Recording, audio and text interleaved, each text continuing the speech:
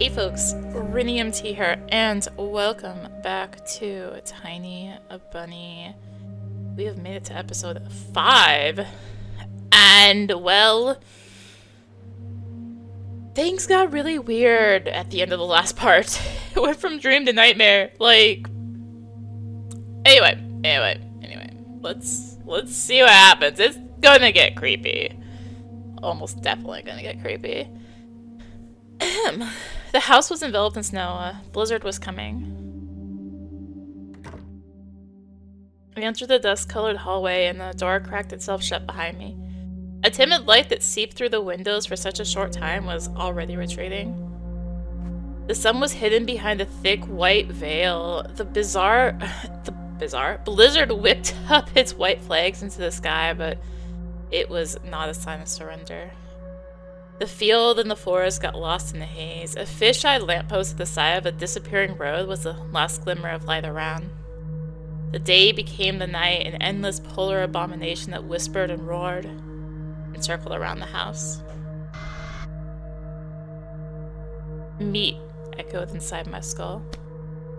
I slapped myself on the cheek. Mom? Dad?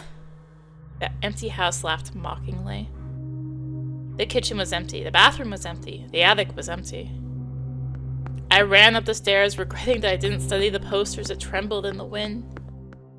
One of my parents' faces were among those who went missing. I poked my nose into Mom's room. A leaden cloud that crept across the sky. Where are you? Alright, open? I had no hopes of finding Olya in the kids' room, but she was in her bed. As if everything that happened last night was nothing but a dream. Thank goodness you're here.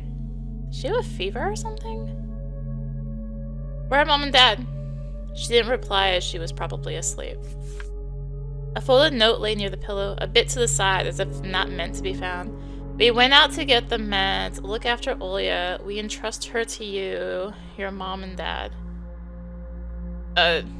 Why is that not translated? Olya didn't open her eyes. She definitely has a fever. There was a compress on Olya's forehead, hot from her body heat. I guess her parents tended to her before heading out. Her head thrashed around on the pillow. Her eyeballs rolled around under her eyelids. Can I jump to the stars like you? I was stunned. She was dreaming about the New Year's roundelay with the masked figures. No, you can't. Don't. It's all a lie. It's your turn to treat us, Bunny! Olya smiled. Her tiny teeth were smeared in chocolate.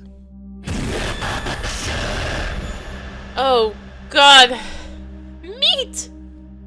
I shook my head, trying to chase away the intrusive whispers, the images of gigantic creatures, rotten, worm-infested, and dead. The guests will come soon. And we'll be able to play with them all night.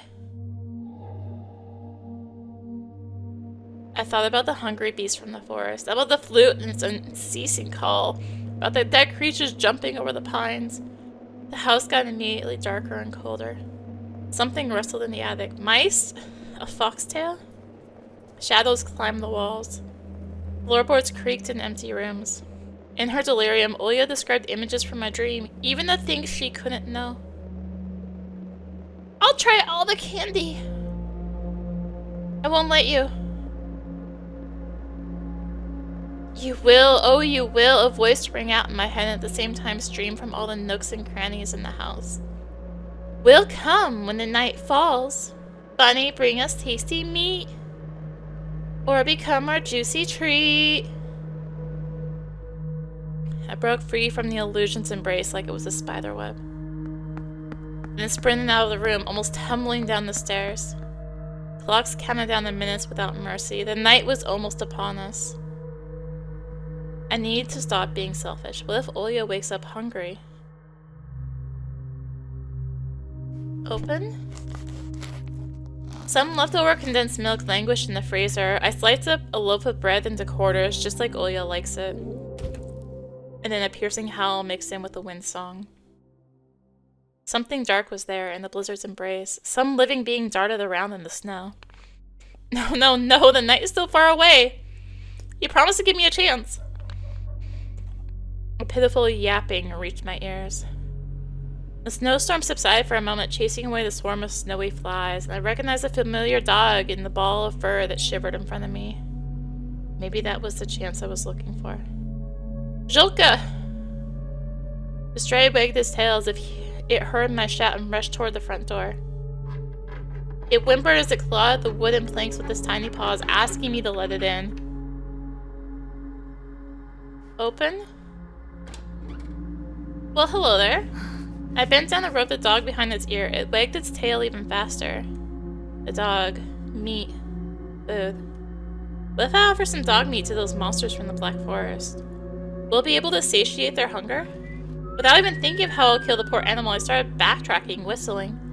The lizard whistled in unison with me as I was supporting my devilish plan. The shivering stray ran into the hallway. I shut the door as fast as I could, afraid that the dog could smell the danger and try to run away. Happy barks resounded throughout the house.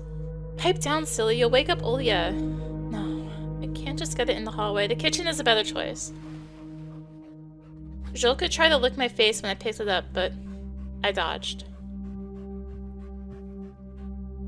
You're probably hungry, huh? Open. Oh. Open?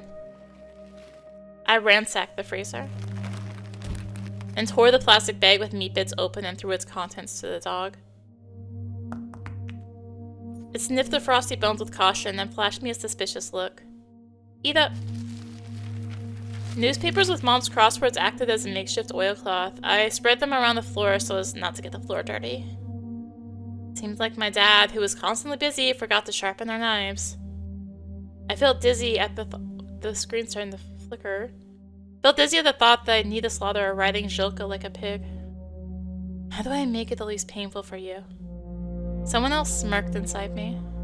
Listen, I need you to stay here for now. I'll go grab the axe and kill you, okay?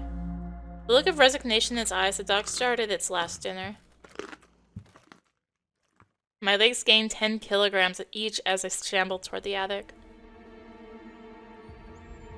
Open? As I peered into the darkness, I was scared that I would come face to face with a goat's maw, feel the stench of his dirty fur and his cold fingers grasping my neck. The attic was empty. The axe lay with its blade toward me, casting a sinister shadow.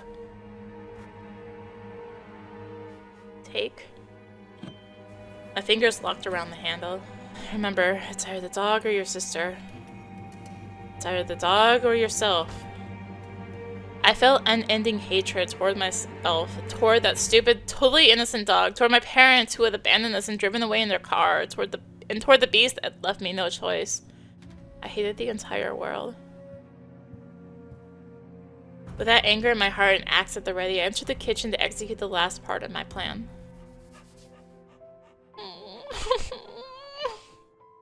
Julka stood on its hind legs while Olya rubbed it with a scruff.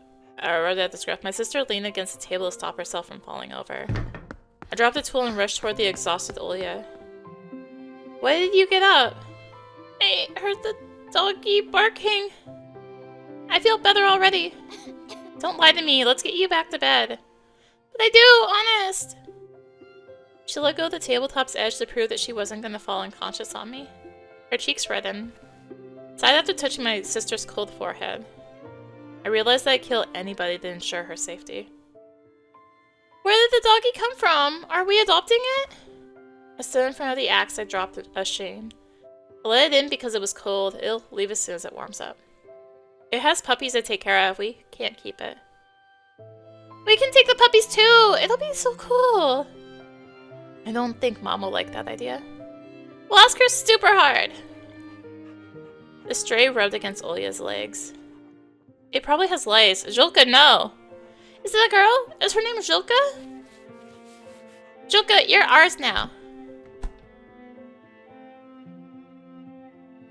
Don't worry, girl. Nobody will harm you here.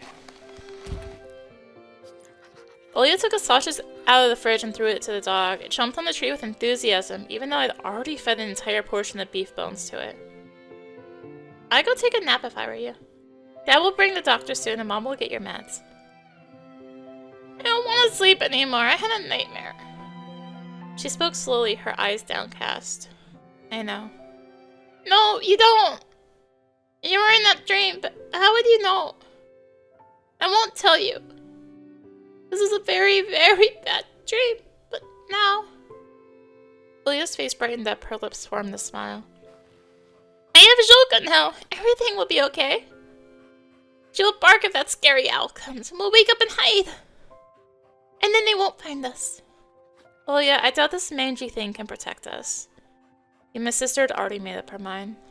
She can! She can! You'll protect us, right? Right, doggy? The stray barked in approval. I have something for you. Wait here! Olya ran towards the stairs. I heard them creak. Careful! I'll be back! Look after Zhulka! I stared at the dog, stunned by how lively Olya was now, despite being delirious from a fever just minutes ago. Zhulka finished her sausage and switched to licking the floor. Kinda cozy up to me, huh? I was Olya's only friend. I was her savior. I could at least try to save her. But to do that, picked up the axe from the floor. Zhulka, as if sensing something, rushed after Olya, but I stood in the dog's way in front of the staircase. We don't have much time. Olya will be back soon. I tightened my grip on the axe. It weighed a ton now. The little dog followed all of my movements with its eyes. Don't be afraid. I know that all dogs go to heaven. His tail jumped back and forth. Stop being so cute, damn it! Alright, I am gonna drop here because this is a full-on choice. Ugh. Spare. I'm gonna regret this. I think this is a bad ending, but I'm gonna regret. What am I doing?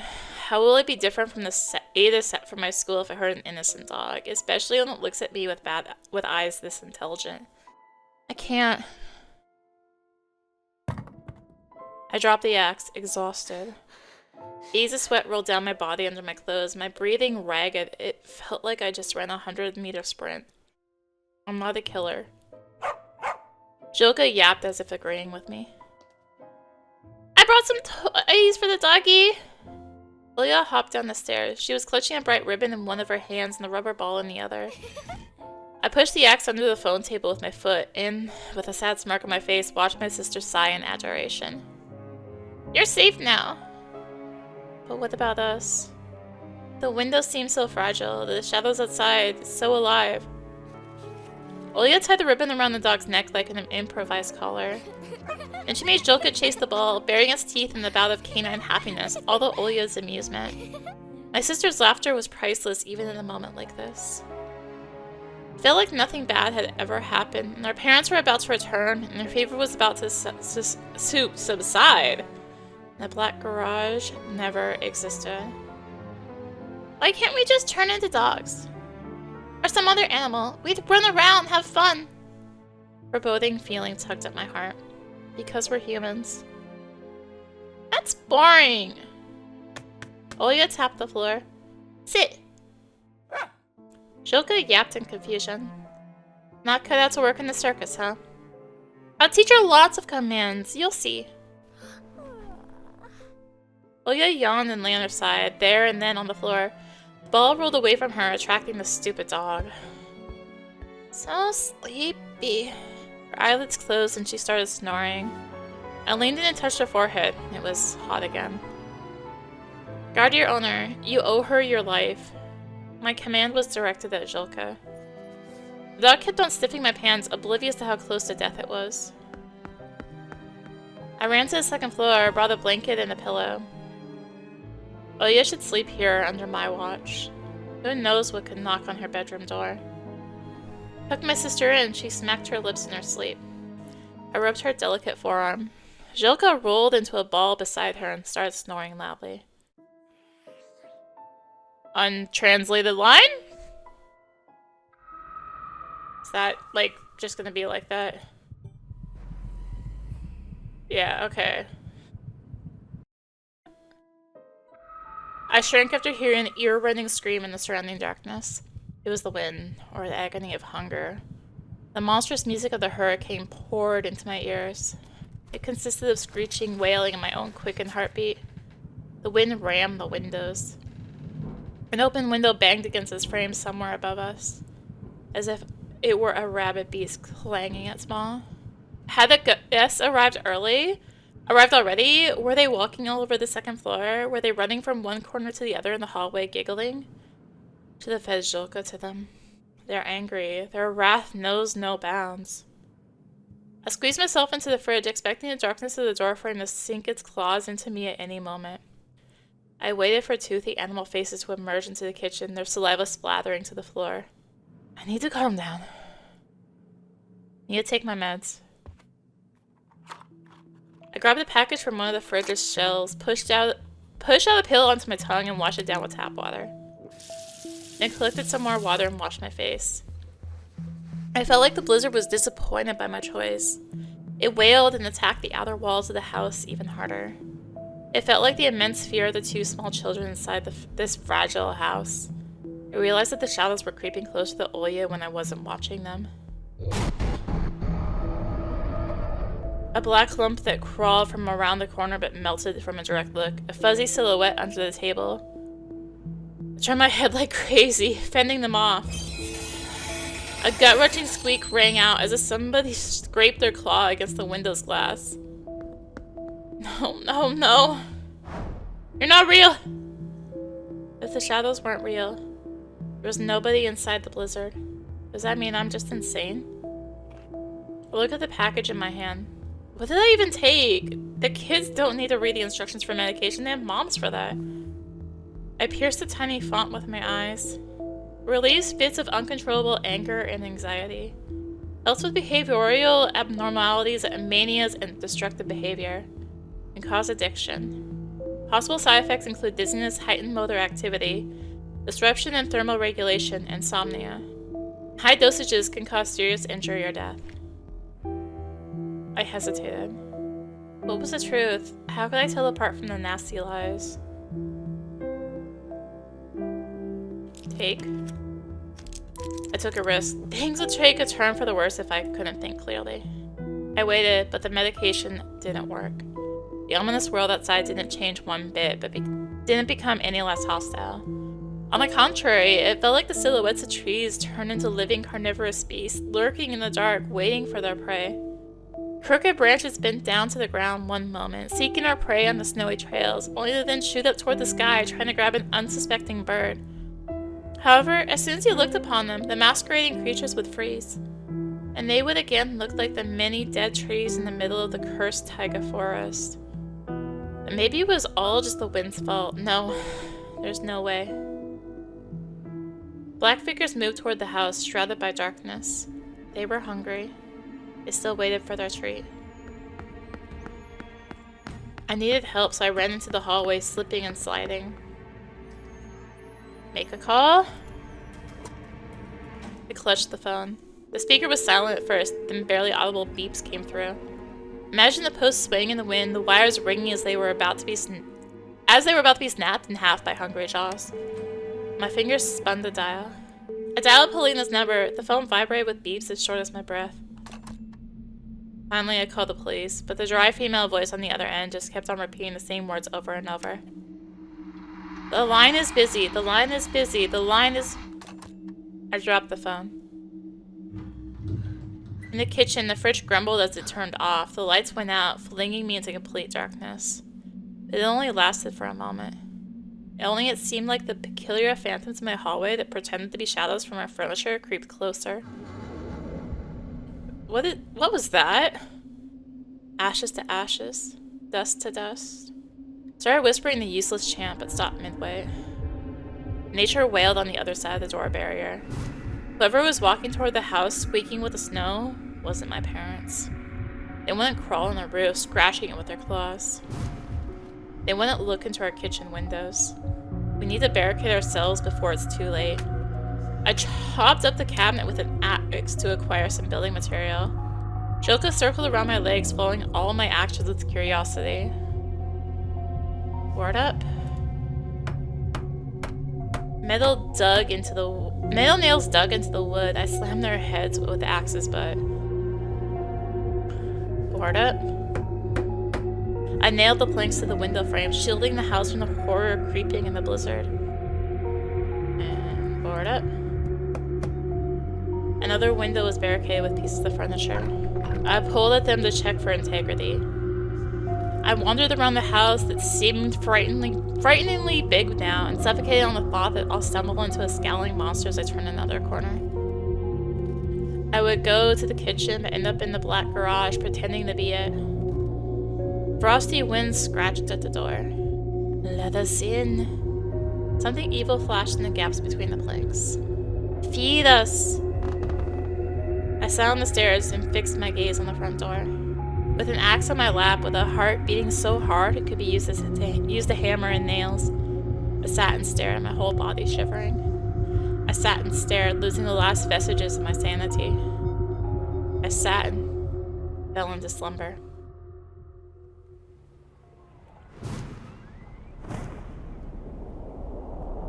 I jumped as if something bit me. My sleepiness was washed away by the incessant ringing of the doorbell. Did Dad return with the doctor, or was it Mom carrying bags of medicine? Or maybe that hungry pack of animals showed up to dine. I sneaked around the hallway. The planks under my feet squeaked, giving me away. Who's there? Silence. Or did somebody answer me but was silenced by the blizzard? Look. I pressed my face against the peephole, but it was shaded with rime. There was only a blurry, barely discernible silhouette on the porch. Were they wearing a mask? Probably not. And an equal chance of getting help from the night guest or being torn to pieces right in the hallway. Zhilka trotted to my side from the kitchen and barked happily, scratching at the floor. It looked at me from below as if asking why I was hesitating. I glanced at the sleeping Olya, then back into the peephole.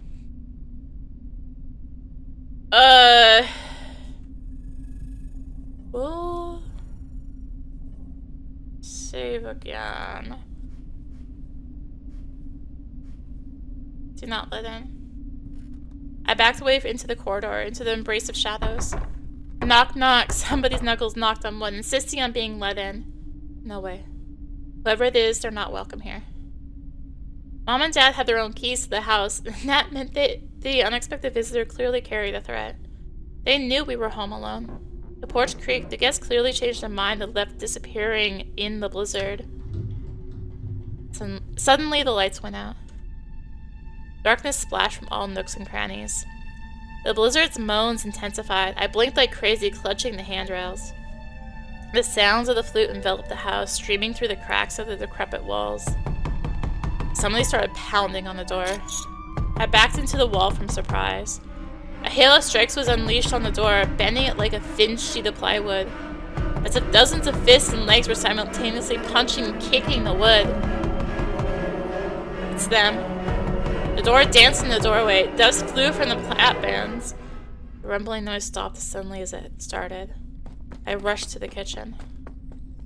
I heard a heart-rending squeaking sound as somebody was driving their claws in the walls, in the flapping wings. The night churned like a giant stomach. And then they hatched from the shadows, nasty mugs in the gaps between the boards. They pressed against the windows, leaving pus and squashed maggots on the glass. Crooked fingers scraped against the glass. Bared fangs scratched away the rime. Lines of teeth bared themselves in the gaps, taunting me. Eyes shone from left to right. Dead beasts stared at us from the outside and smirked. Open up, buddy. We're hungry. We want to devour. We want to smell your fear. Dance with us. Bunny boy. Dance in blood, long-haired fool. Let us rest in your hot guts. In your hot blood. Save our hunger. Their eyes shone like stars in the pitch-black skies. Glass popped in the kitchen. The invading wind played with our hair. It brought a flute melody, quick and slippery, like a poisonous viper. The monsters thrust their paws into the gaps between the planks, clicked with their claws, demanding their treats. A huge deformed hand held out the bunny mask full of burrows from worms to no one in particular. Save our hunger! Let us drink the sacrificial blood. Who curls us lice? Bunny, show yourself. Be brave. Give the beasts fresh meat they crave. Plunge my ears in with my I plucked my ears with my fingers. The nasty voices subsided, only to be replaced by another sneering voice. Anton, you must feed them, or become the meat yourself. It's your turn, look at me! Shifted my gaze to the axe. The blade reflected my twisted face. I couldn't recognize myself. Yes, just like that, the voice pleaded sweetly. Choose carefully, don't get killed. Right in front of me, illuminated by the moonlight, on the blade's sharp claws was a silvery money mask. Money, Bunny, our true face. It will help us get revenge on those who hit and bullied us. Help us to become who we truly are. My little sister snored innocently as she slept on the floor, as if nothing was happening around her. Nobody can see me, and that means it's time to choose the sacrifice. Alright, we save again? With another choice? Anton. I screamed. Olya shuddered as she woke up. I'll be your treat, just leave my sister alone. Giant paws smashed through the boards as if the house was made of matches and crawled inside. Yar, but a single bite, brother. I guess we'll have to sweep the flap or bin. Her fingers felt around the kitchen. A hairy claw grabbed the yelling Olya by the leg and dragged her into the blizzard. Wait, you can't do that! Take me instead! I'm so old and hard of hearing now. Come sit on my snout and sing your song a little louder. And the claws the size of butcher knives grabbed me, dragged me outside, and lifted me high in the air and toward the sky.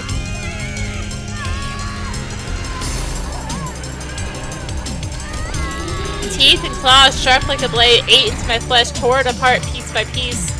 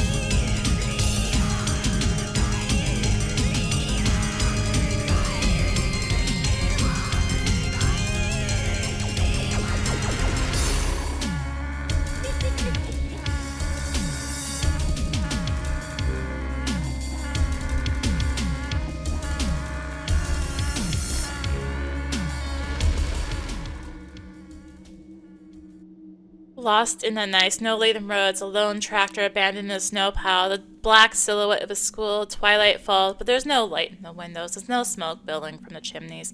The buildings are consumed by darkness. This was how the village that posed many riddles to the police, the relatives of locals, as well as the general public greeted our correspondence. Where did all the people go? Just yesterday, this place was full of life. The village depopulated in a heartbeat, in a single night, as if hundreds of people conspired to leave their homes at the same time. Without leaving any hints or traces, they disappeared, dissolved in the thin air. Locals of neighboring villages refused to give us any comments and just kept on sprinkling salt on their porches out of fear. A paganistic method of protecting oneself from evil. Looking at the empty streets, one might start to believe in the most outrageous theories. And if one was also listening to the shuffling taiga forest that surrounds the dead village, even the most ardent atheists would be compelled to cross themselves.